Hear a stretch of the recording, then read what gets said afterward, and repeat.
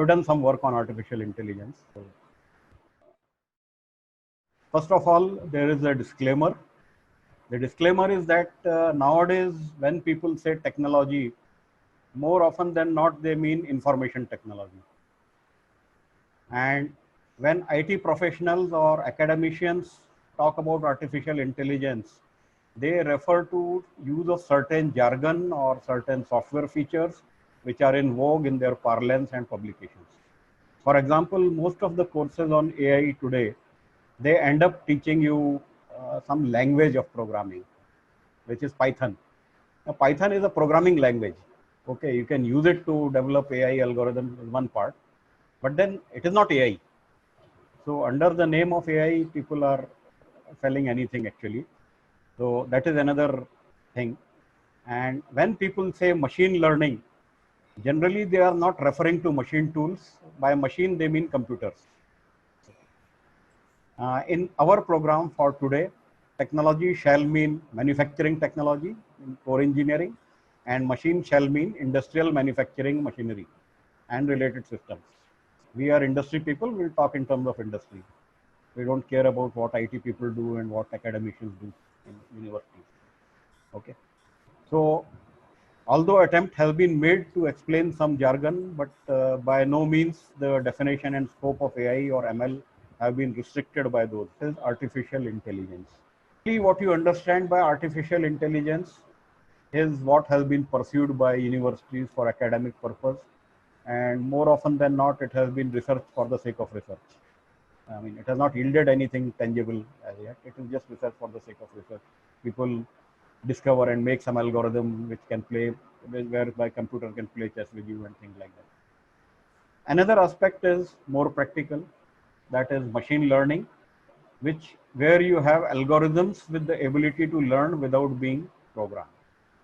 See, one thing is, suppose you buy a robot, you can program the robot. Suppose you have bought the robot for welding.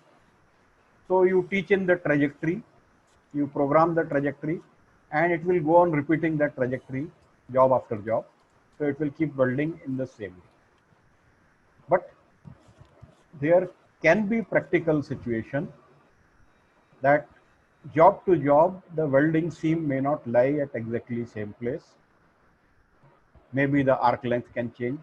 Maybe the amount of weld deposited will change. So then it has to be able to adapt and adjust its welding speed and trajectory to be able to do a good job of welding. And it has run the electrode, whether welding has happened or not, robot does not care, robot does not know. Now, probably we are looking for a robot with a sense, where the robot may be having a thermal camera, so it knows what kind of melt temperature has been achieved, and in view of that, whether the joining will happen or it will not happen, or there will be micro cracks, or there will be brittlement, or whatever. Now here, this will basically an extension of automation for predictive and adaptive control. That is what we have been talking the other day, or those who were attending the earlier talk. So we had two schools of thoughts, predictive and adaptive. Predictive is where you work by simulation, by techno-astrology, by forecasting, and adaptive is where you adjust on the fly while doing the job. Now, machine learning is applied to automation where you are doing adaptation, where it is adaptive control. So that is the practical aspect of it. Another practical aspect of it, when you move things very fast, things will vibrate. So you have to have sensing of vibration and active killing of vibration. That is where your machine learning comes. The machine learns that if it does something some way, there are vibrations. So what way it should do so that there are no vibrations. That is another aspect of machine learning. Deep learning is the other part where we want machine to understand the vagaries of human behavior and adapt to human behavior. So deep learning is a subset of machine learning, is a subset of artificial intelligence, the bigger umbrella, which may have many other things which may or may not be relevant to industry. But okay, for this neuron. So basically, whenever the neuron outputs something, it outputs through this, and all these are inputs to neuron.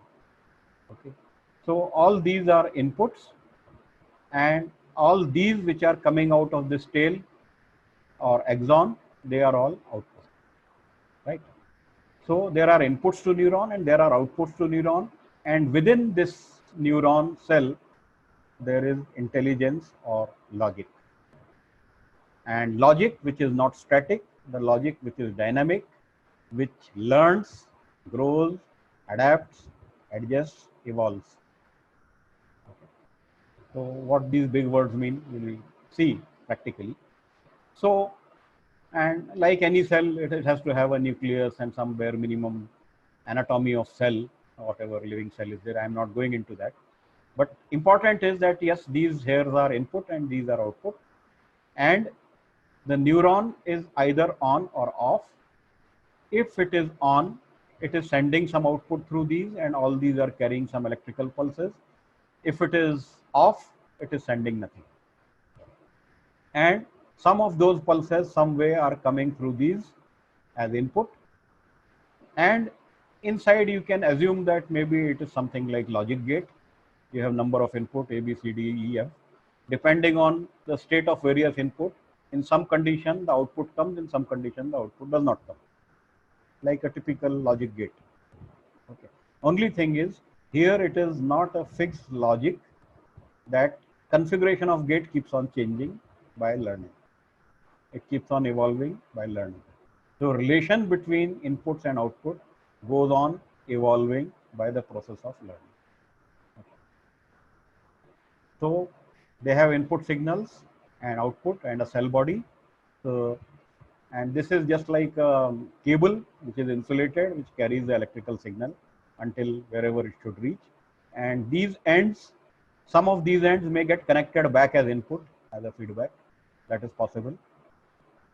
And some of them may go and get connected to some muscle, for example. So when the pulse comes there, the muscle contracts. So there is a physical action. Okay.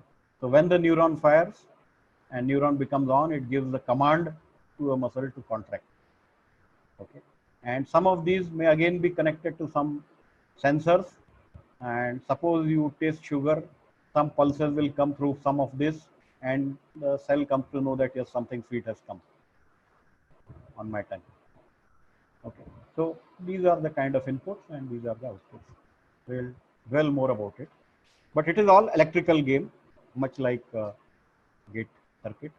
More than gate, I would say it is like if some of you are electronic engineers, you would remember a device called PAL, Programmable Array Logic. Programmable array logic was like a memory where you can put diodes by giving a higher voltage, and therefore you can configure and interconnect the gates as you wish. So you can make the logic out of standard gates, whatever logic you want to make, you can configure that. Okay. So it is something like that here, and there is an inhibitory input which is possible, and each is assigned with the weight factor W1, W2, W3. Now these W1, W2, W3, Wn are not constant. They are evolving dynamically based on learning.